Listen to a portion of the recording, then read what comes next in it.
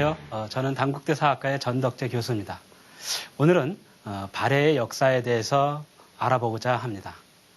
발해, 우리 역사에서 마지막으로 만주를 차지했던 나라였죠.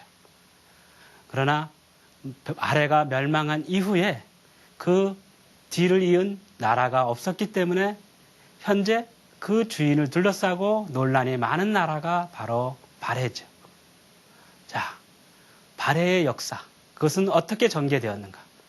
그리고 발해는 국제적으로 어떠한 위상을 지녔고 대외적으로 다른 나라들과 어떠한 관계를 맺었는가? 이런 내용들을 중심으로 해서 오늘 발해의 역사를 알아보고자 합니다.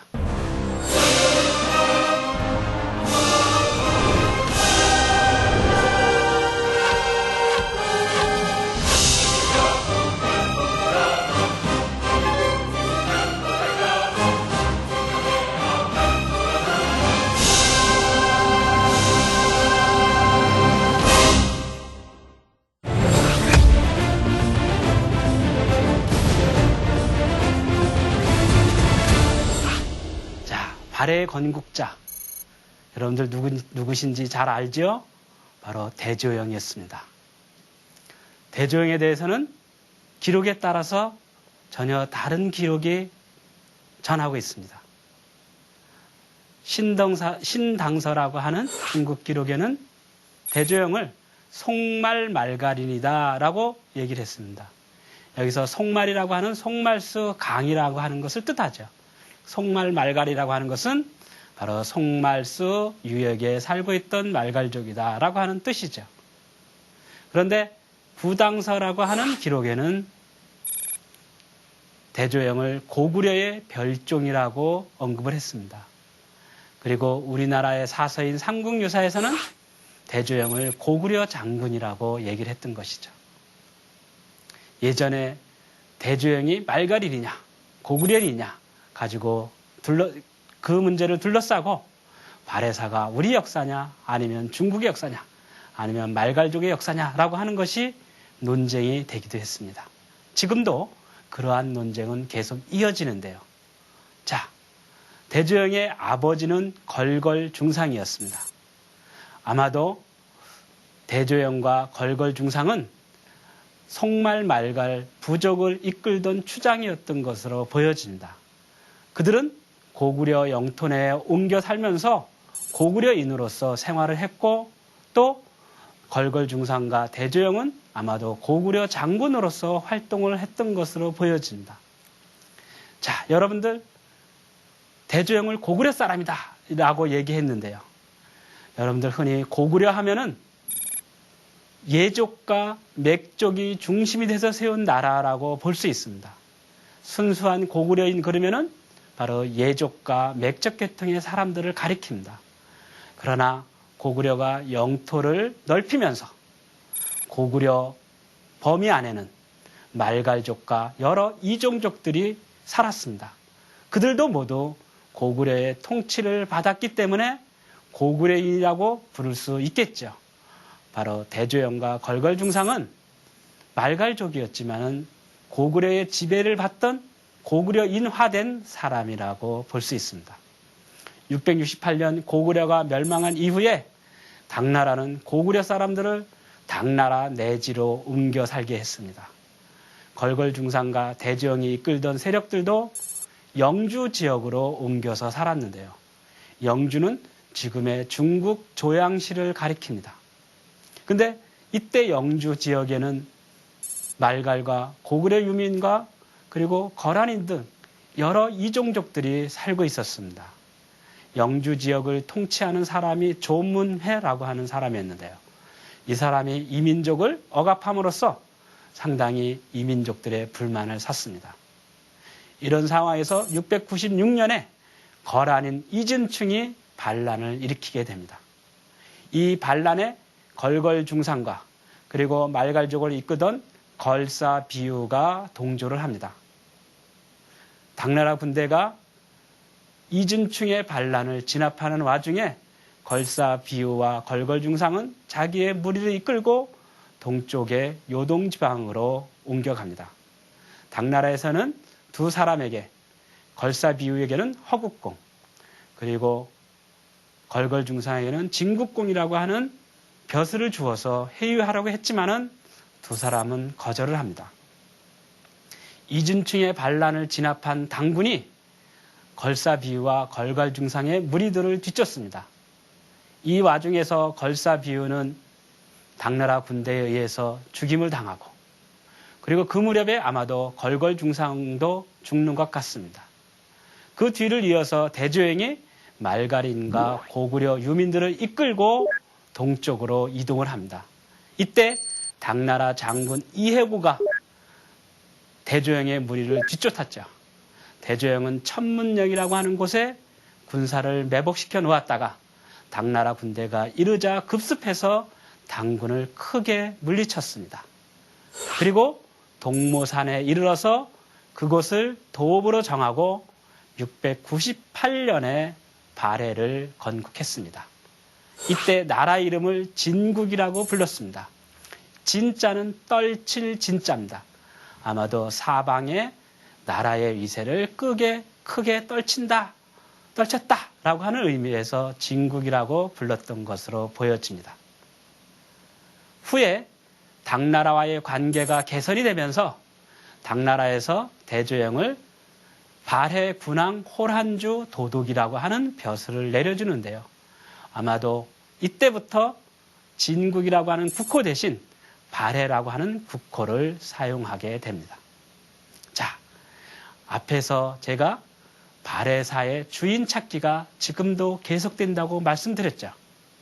특히 대조영이 말갈인이냐 고구려이냐를 둘러싸고 상당히 많은 논란이 벌어지고 있습니다.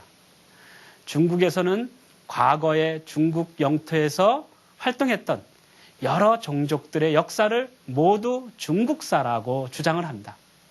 당연히 발해가 활동했던 만주 지역이 바로 지금의 중국의 영토였기 때문에 중국 사람들은 발해 역사를 중국의 역사의 일부라고 얘기를 합니다.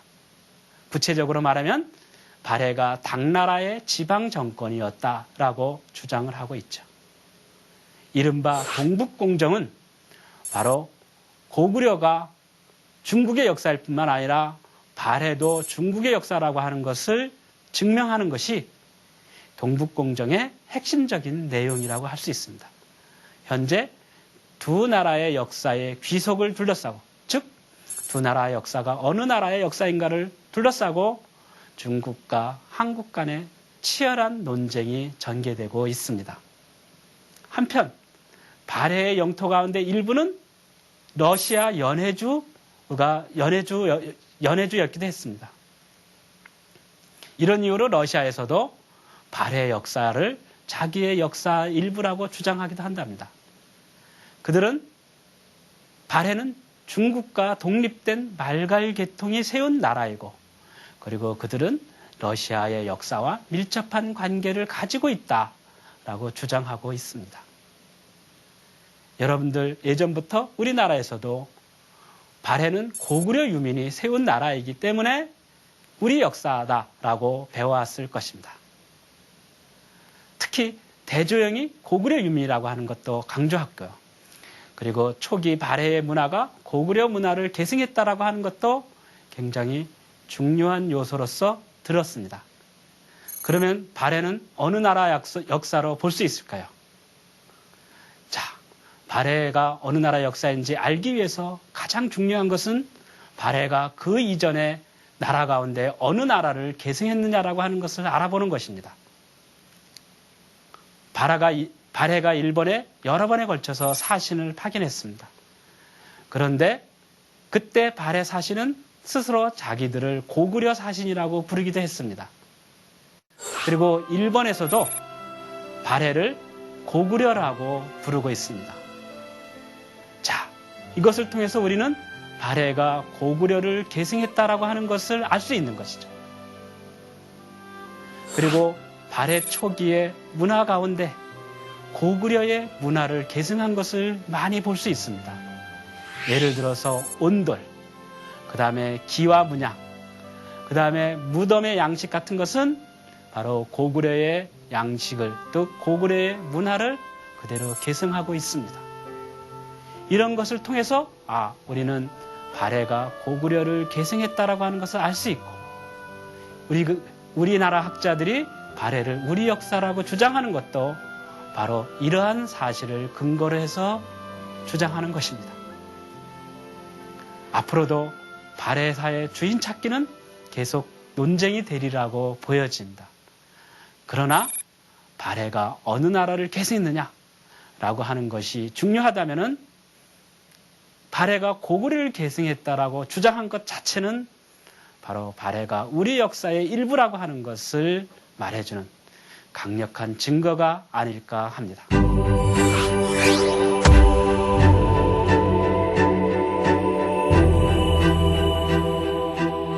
대조영이 719년에 돌아가시고 그 뒤를 이어서 무왕이 즉위합니다.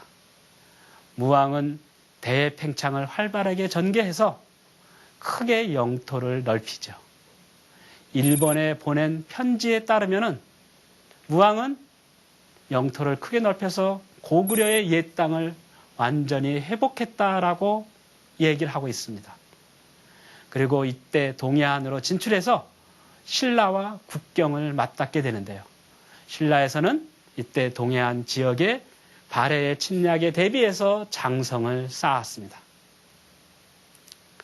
이렇게 발해가 팽창을 하자 당나라가 크게 위협을 느낍니다.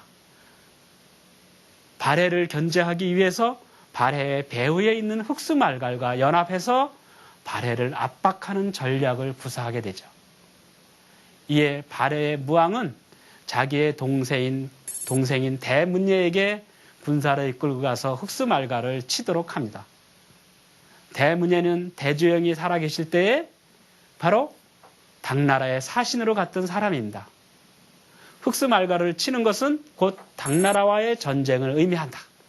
당나라는 강대국이기 때문에 우리가 싸우면 반드시 진다. 라는 이유를 들어서 흑수말갈을 치는 것을 거절을 합니다. 그리고 급기야 당나라로 망명을 하는데요. 그 뒤에 발해와 당나라 사이에 대문예의 송환 문제를 둘러싸고 갈등을 벌입니다. 당나라는 이런저런 이유를 대면서 대문예의 송환을 거부하죠. 이에 발해의 무왕은 732년에 장윤후 장군으로 하금 군사를 이끌고 가서 중국의 산동반도 등주를 공격하게 합니다. 장윤후 장군은 군사를 이끌고 등주를 습격해서 등주의 책임자였던 자사 위준을 죽이고 퇴각을 합니다. 발해의 침략을 받은 당나라는 크게 당황을 했습니다. 대문예에게 군사를 이끌고 발해를 치도록 조치합니다. 그리고 사신을 보내서 신라에게도 도움을 요청을 하죠. 그래서 신라에서도 김유신의 후손이었던 김윤문이 군사를 이끌고 발해를 공격을 합니다.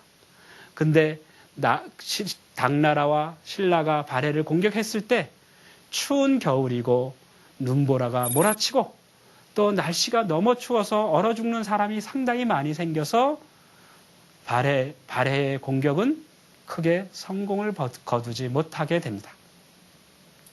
자, 무왕대의 발해와 당나라가 크게 갈등을 벌이고 전쟁을 벌였는데요. 무왕의 뒤를 이어서 문왕이 즉위합니다. 문왕은 당나라와의 갈등이 계속되는 것은 바람직하다고 생각하지 않았습니다. 그래서 당나라와의 관계 개선을 서두르게 되죠. 당나라도 발해와의 전쟁은 당나라의 이익에 더 이상 보탬이 되지 않는다라고 생각을 해서 문왕의 관계 개선을 적극적으로 받아들이게 됩니다. 그래서 문왕대에 당나라에 자주 사신을 파견해서 두 나라 사이에 우호 관계가 성립이 되는데요. 이때 문왕은 당나라의 제도를 적극적으로 수용을 합니다. 당나라의 정치 제도를 우리가 흔히 삼성육부제라고 부르게 됩니다. 문왕은 당나라의 삼성육부제를 받아들여서 발해의 관제를 삼성과 육부를 중심으로 해서 정비하게 되는데요. 당나라에서의 삼성은 문화성, 중서성, 상서성을 가리키고요. 육부는 이부, 호부, 예부, 병부, 형부, 공부를 가리킵니다. 그런데 발해 문항은 당나라의 명칭을 그대로 사용하지 않고 삼성을 정당성, 중대성, 선조상이라고 부르고요. 그리고 육부를 충부, 인부, 의부, 예부, 지부, 신부라고 불렀습니다. 유교적인 명칭을 가지고 육부의 이름을 삼았던 것입니다. 그리고 정당성의 장관인 대내상이 국정을 총괄했고요. 그리고 대내상 아래에 좌사정과 우사정이 각각 3부씩을 맡아서 행정을 담당하였습니다. 그리고 문항은 상경 용천부로 수도를 옮겼습니다. 755년에 중국에서 안사의 난이 일어나서 혼란에 빠집니다. 그 반란 세력이 발해를 침략할지도 모른다라고 하는 위기의식을 느껴서 발해 문항은 756년에 상경 용천부로 수도를 옮겼던 것이죠. 상경은 교통이 편리하고 농토가 비옥했을 뿐만 아니라 수량이 풍부했습니다. 그리고 강과 호수, 강으로 막혀 있어서 천연의 요새지였던 것이죠. 그리고 문항은 당나라 수도인 장안성을 모방해서 상경성을 계획적으로 도시를 건설을 했습니다. 계획도시로서 상경성을 건설했던 것이죠. 문항이 돌아가신 이후에 발해는 한동안 귀족들 사이의 권력 다툼으로 혼란에 빠졌습니다. 이 혼란을 수습한 사람이 바로 818년에 왕위에 즉위했던 대인수였습니다. 이 사람은 대조영의 동생인 대야발의 후손으로 알려져 있죠. 왕후는 선왕이라고 불렀습니다. 선왕은 왕위에 오른 뒤 귀족들의 내분을 수습하고 정치적 안정을 이룬 다음에 주변에 있는 말갈족에 대한 대대적인 정복 전쟁을 벌여서 최대의 영토를 확보합니다. 그리고 그 넓어진 영토를 다스리기 위해서 5경 15부 62주라고 하는 지방통치 조직을 정비합니다. 5경은 상경을 비롯한 5개의 서울이라고 하는 의미죠. 지방의 중요한 요충지에 5경을 두어서 지방을 통치했던 것입니다. 신라의 소경과 비슷하다고 보면 됩니다. 그리고 상경에다 5부를 설치하고 나머지 중요한 지역에다 또 10부를 설치해서 15부를 갖추었고, 그리고 부 밑에는 주, 그리고 현을 두었습니다.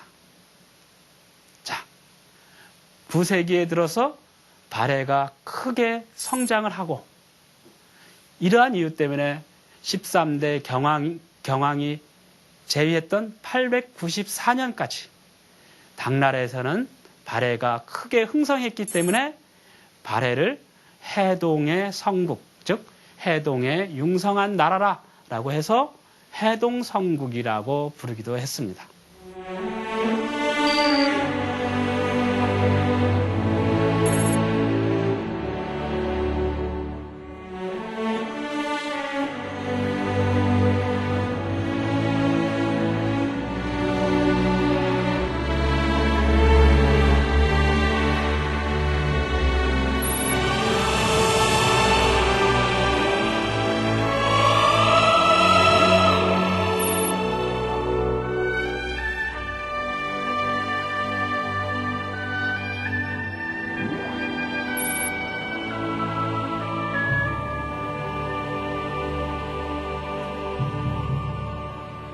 지금까지 발해의 건국과 성장 과정을 살펴봤습니다.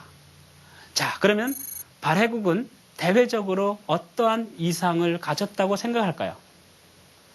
발해국의 위상을 생각할 때 우리가 가장 먼저 기억해야 될 것, 그것은 발해에서 독자적인 연호를 사용했다라고 하는 것입니다.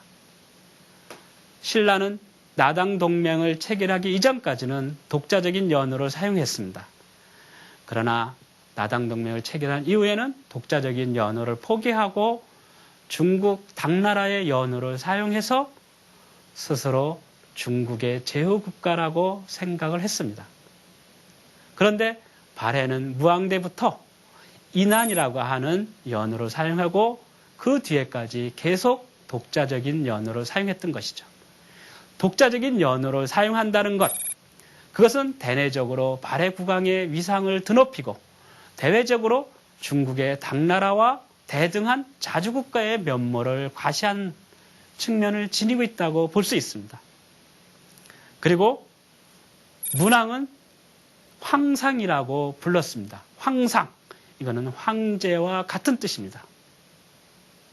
그리고 일본을 사위, 발해는 장인이다. 그러면서 발해와 일본의 관계를 장인과 사위의 관계라고 규정을 했습니다. 그리고 또 스스로 고구려를 계승한 천손국, 즉 하늘의 자손이 세운 나라라고 해서 자부했던 것이죠. 이러한 것은 모두 다 발해가 자주국가라고 하는 것을 대내적으로 과시한 증거들입니다. 자, 그러면 다른 나라들과의 관계는 어땠을까요? 자, 앞에서 당나라의 관계를 자세히 설명을 했습니다. 732년에 당나라와 발해 사이에 전쟁이 일어났죠. 그 뒤에 문왕이 즉위하면서 당나라와 발해는 좋은 관계를 유지했습니다. 발해에서는 당나라의 유학생이라든가 유학생을 파견해서 중국의 문물제도를 적극적으로 수용하기도 했습니다. 이때 발해에서 당나라로 가는 길이 두 가지가 있었는데요. 그것이 하나가 영주도, 아마 영주를 지나서 육지를 통해서 중국에 이르는 길이었던 것 같습니다. 그리고 또 하나는 조공도라고 하는 것이 있습니다. 아마도 압록강 하구에서 산동반도를 거쳐서 중국에 이르는 길인데요. 산동반도에는 발해관이라고 하는 것을 설치해서 중국 사람들이 발해와의 교역이라든가 왕래를 발해관을 통해서 통제하거나 관리하기도 했습니다. 727년에 발해가 처음으로 일본에 사신을 파견합니다. 그런데 사신이 배를 타고 일본에 가는 도중에 배가 난파되어서 엉뚱한 지역에 표류하게 되는데요. 일본 사람들이 발해 사신 가운데 일부를 죽이고 일부가 일본의 천황을 만나 뵙고 두 나라의 외교 관계를 맺자고 제의를 합니다.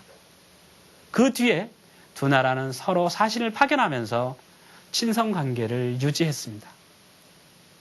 727년에 왜 발해가 일본에 사신을 파견했을까요? 자, 726년에 당나라와 흑수말과 연합해서 발해를 압박을 했습니다. 발해는 신라마저 당나라의 편을 들어서 발해를 공격하면은 큰 위기에 처한다고 생각을 했던 것이죠.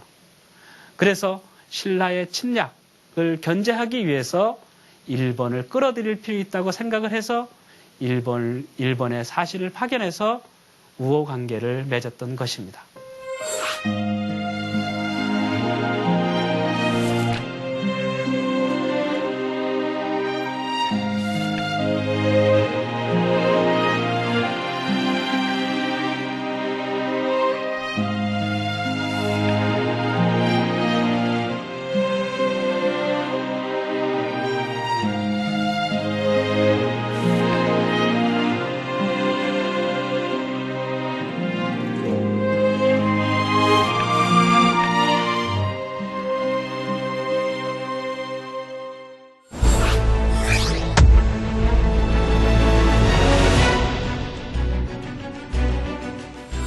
그러면 발해는 그 다음에 신라와는 어떤 관계를 유지했을까요?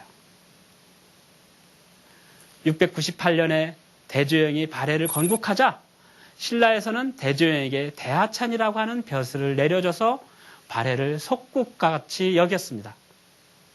그러나 732년 발해가 당나라를 공격하고 당나라가 신라에게 도움을 요청하자 신라에서는 733년에 김유신의 손자였던 김윤중, 김윤문을 장군으로 삼아서 발해를 공격했지만은 날씨가 춥고 동상이 들어서 얼어 죽는 병사가 반이 넘어서 아무런 성과 없이 되돌아옵니다. 그 뒤에 당나라는 신라에게 폐강 이북 지역, 즉 지금의 대동강 유역의 땅을 신라에게 양보한다라고 하는 조치를 취하게 됩니다. 이 무렵부터 나당 전쟁으로 인하여 갈등을 빚었던 두 나라의 관계가 완전히 해소되게 이르죠. 신라는 그 이전까지 일본과의 관계를 중시 여겼습니다. 왜냐하면 언제든지 당나라가 신라를 침략할 수 있다라고 하는 생각을 가졌기 때문에 그랬던 것이죠.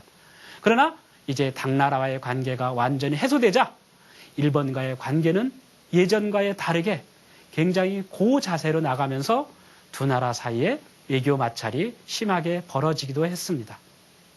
그런데 흥미로운 사실이 하나 있습니다. 제가 신라가 발해를 공격했지만은 아무런 성과가 없이 되돌아왔다고 얘기를 했죠. 자, 일본의 승려 앤닌이라고 하는 사람이 중국에 유학을 해서 산동반도에 있는 신라의 사원을 들렸는데요. 그때 신라 사람들이 추석 때가 되면 100여 가지의 음식을 차려놓고 3일 밤낮으로 잔치를 베풀면서 즐겁게 놀고 있는 장면을 보고 왜 그러냐고 물어보니까 한 늙은 승려가 이렇게 말합니다. 아, 이날이 바로 발해와 신라와 싸워서 신라가 크게 승리한 날이다 라고 얘기를 하는 거죠. 신라 사람에게는 발해와 신라와의 전쟁이 후대까지 큰 기억으로 남았고 또 그것을 또 승리했다고 또 주장하면서 그 날을 기념하고 있는 것을 볼 수 있습니다. 이것을 통해서 신라 사람에게는 발해와의 전쟁이 역사적으로 큰 의미를 가지고 있다고 하는 것을 우리가 기억할 수 있는 것이죠. 발해는 신라와 국제적으로는 상당히 많은 갈등을 벌이기도 했습니다. 대표적인 사건으로 우리가 쟁장 사건이라고 하는 것을 들 수 있는데 우리가 흔히 말하면 사신들의 자리 싸움입니다. 당나라에서는 외국의 사신이 오면은 그 국세에 따라서 사신의 서열을 정했습니다. 그리고 서열에 따라서 앉는 자리를 배치했던 것이죠. 자, 신라는 동쪽에 있는 나라라 그래서 동쪽에서 가장 맨 앞에 앉게 했습니다. 서쪽에는 이제 티베트에 있는 나라를 가장 맨 앞에 앉게 했죠. 그 뒤에 여러 가지 변동이 있긴 했지만은 지속적으로 바뀌지 않은 것은 발해보다 신라를 앞좌석에 앉게 했다는 것입니다. 즉 신라 사신을 발해 사신보다 앞좌석에 앉게 했던 거죠. 9세기에 들어서 발해가 크게 융성했다라고 하는 것은 앞에서 설명을 했죠. 897년에 대복례라고 하는 사람이 중국의 사신으로 가서 이렇게 얘기합니다. 신라보다 발해가 국력이 훨씬 강하고 센데 왜 우리를 신라 사신보다 뒷자리에 앉게 한다라고 항의를 하죠. 이 당시에 신라는 농민의 항쟁으로 나라가 크게 어지러지고 국력이 크게 약화된 상황이었습니다. 반면에 발해는 해동의 성국이라고 불린 만큼 국력이 굉장히 강하고 융성했던 그런 시기였죠. 여기에 대해서 당나라 황제 소종은 좋은 말로 타일러서 발해의 요구를 들어주지 않습니다. 여기에 대해서 채치원이라고 하는 유학자가 당나라에 편지를 보내서 고맙다라고 하는 인사를 올리는 것이 동문선에 전하기도 합니다. 이렇게 국제 무대에서 발해와 신라는 서로 갈등을 겪었습니다. 그리고 서로 대립의식을 가지면서 경쟁을 하기도 했습니다. 그러나 시종일관 두 나라가 경쟁하고 갈등하고 그리고 대립했던 것은 아닙니다. 자, 신라에서는 790년과 812년에 발해의 사신을 파견했습니다. 기록은 2건밖에 나오지 않지만 아마도 더 많은 사신을 파견했지 않았을까 보여집니다. 이때 신라 사신이 발해에 갔을 때 신라도를 통해서 갔다고 생각됩니다. 신라도. 그것은 발해에서 신라로 통하는 길이라는 뜻이겠죠. 아마도 발해와 신라 사람들은 이 신라도를 통해서 왕래하고 교류했을 것으로 보여집니다. 따라서 이 신라도라고 하는 그 길을 통해서 우리가 발해와 신라가 자주 왕래하고 교류했다라고 하는 것을 추정해 볼 수 있는 거죠. 발해와 신라는 국제무대에서 서로 대결의식을 가지고 경쟁하고 대립하였지만은 그러나 평상시에는 서로 신라도를 통해서 왕래하고 교류를 자주 했던 것으로 볼 수 있겠죠.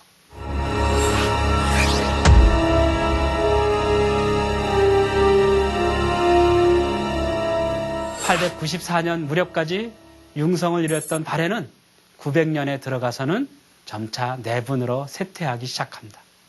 특히 920년대에 이르면은 발해의 내분으로 국력이 크게 약화되는 것을 볼 수 있죠. 920년에 발해 사람이 일본에 사신으로 파견했는데요. 그 가운데 일부가 일본으로 망명을 하고 있는 것을 볼 수 있습니다. 아마도 발해가 내분이 심해서 살기가 힘들다고 생각해서 일본에 망명한 것이 아닌가 보여집니다. 925년에는 고위 관직자들이 대거 고려에 망명을 합니다.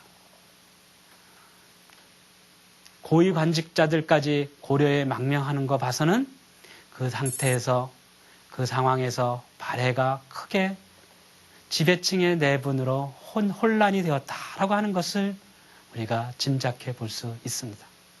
자, 발해의 내분을 상징적으로 보여주는 한 인물이 있었는데요. 그 사람이 바로 배부라고 하는 사람입니다. 926년에 거란이 발해를 멸망시키고 그 지역에다 동단국이라고 하는 것을 세웁니다. 근데 배부라고 하는 사람이 일본의 동단국의 사신으로 파견이 됩니다. 근데 배부는 전에 발해의 사신으로 일본에 온 적이 있었습니다. 그래서 일본 사람들이 배부에게 너는 예전에 발해를 섬겼는데 이제 다시 마음을 바꾸어서 동단국을 섬겼다라고 꾸짖는 그런 내용이 일본의 사서에 보입니다. 배부는 발해의 내분을 부추겨서 발해를 멸망시키는 데 큰 역할을 했다고 알려져 있습니다. 한편 발해는 크게 국력이 약화되고 거란이 크게 융성하면서 위협을 하자 911년에는 신라에게 몰래 동맹을 제의하기도 했습니다. 신라도 이것을 받아들여서 두 나라 사이에 비밀 동맹이 체결이 되는데요. 그러나 이 당시 신라는 농민들의 항쟁으로 크게 힘이 빠진 상태였기 때문에 발해에게 별 도움이 되지는 않았습니다.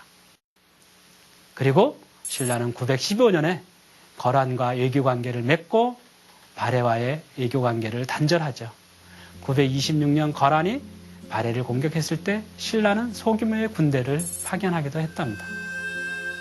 자, 이렇게 지배층의 내분으로 국력이 약화된 틈을 타서 거란이 925년 12월 달에 발해를 공격해서 결국 926년 1월 달에 발해를 멸망시키게 됩니다. 발해가 멸망된 이후에 그 지배층, 특히 고구려 유민들이 대거 고려로 망명을 합니다. 구체적인 숫자는 알 수 없지만 대략 10만 내지 20만 정도가 고려로 망명했다고 알려져 있습니다. 태조 왕건은 발해를 친척의 나라라고 불렀습니다. 그리고 발해를 멸망시킨 거란을 적대시하는 정책을 취했죠. 예를 들어서 거란이 사신을 파견하고 선물로서 낙타 50피를 주자 거란의 사신을 섬으로 유배분에 귀양시키고 그리고 낙타 50피를 만부교 아래에서 굶어 죽인 일도 있었습니다. 그리고 고려에서는 발해의 태자 대광현이 망명을 하자 그를 후백제 견훤과 신라의 경순왕과 마찬가지로 최상급의 대우를 해줬을 뿐만 아니라 그에게 왕씨성을 사여했고 그리고 발해의 종묘를 설치해서 계속 제사를 잇도록 했습니다. 고려가 발해 유민을 받아들이면서 우리는 보다 완전한 통일을 이루었다라고 평가할 수 있는 거죠. 자, 그런데 마지막으로 여러분들 한 가지 알고 넘어가야 될 것이 있습니다. 자, 발해를 우리 역사라고 주장하기 시작한 시기는 언제였을까요? 고려시대, 조선시대? 아닙니다. 바로 조선 후기에 가서 비로소 발해를 우리 역사라고 생각을 했습니다. 실학자 유독공은 발해고를 지어서 신라를 남국, 그리고 발해를 북국이라고 부르고 그 두 나라가 병존한 시기를 남북국 시대라고 부르자고 제안하면서 발해를 우리 역사의 일부로 편입시켰습니다. 그리고 김정은은 발해와 신라를 통일한 최초의 통일왕조를 바로 고려라고 불렀습니다. 이러한 인식은 일제 강점기의 민족주의 사학자인 신채호에게 연결되고, 그리고 오늘날 북한에서도 고구려를 계승한 발해사를 굉장히 강조하고 있는 것으로 나타나고 있습니다. 자, 우리나라에서도 일찍부터 남북국 시대론을 주장하는 분들이 계시는데요.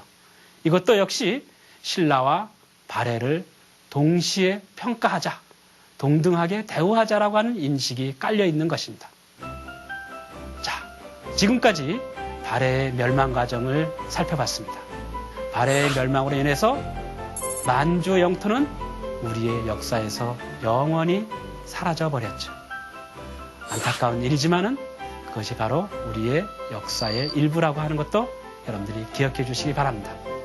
자, 지금까지 8번에 걸쳐서 고대사를 살펴봤습니다.